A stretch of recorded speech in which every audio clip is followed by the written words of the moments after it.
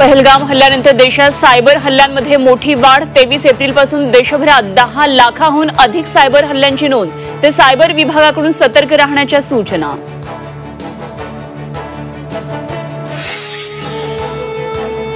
सीमारेषेवर पाकिस्तानच्या कुरापती सुरू। सलग 8व्या दिवशी पाकिस्तानी सैन्याकडून गोळीबार। भारताचं चोख प्रत्युत्तर।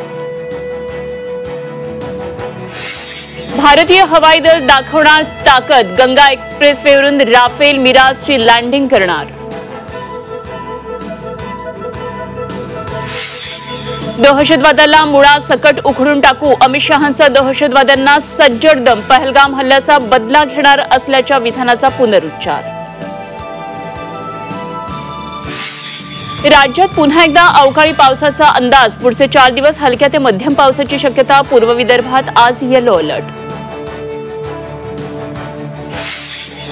काँग्रेस कार्यकारिणी समितीची आज बैठक। जातनिहाय जनगणना घोषणेनंतर महत्त्वाची बैठक। बैठकीमध्ये पहलगाम हल्ल्यासह इतर मुद्द्यांवरही चर्चा होणार।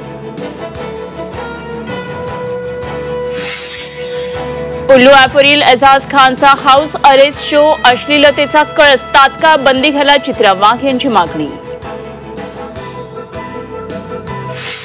वाढलेल्या किमतीमुळे सोन्याची मागणी घटली। जानेवारी ते मार्च या 3 महिन्यात मागणीमध्ये 15% घसरण। तर गेल्या 4 महिन्यात सोनं 25% महागलं।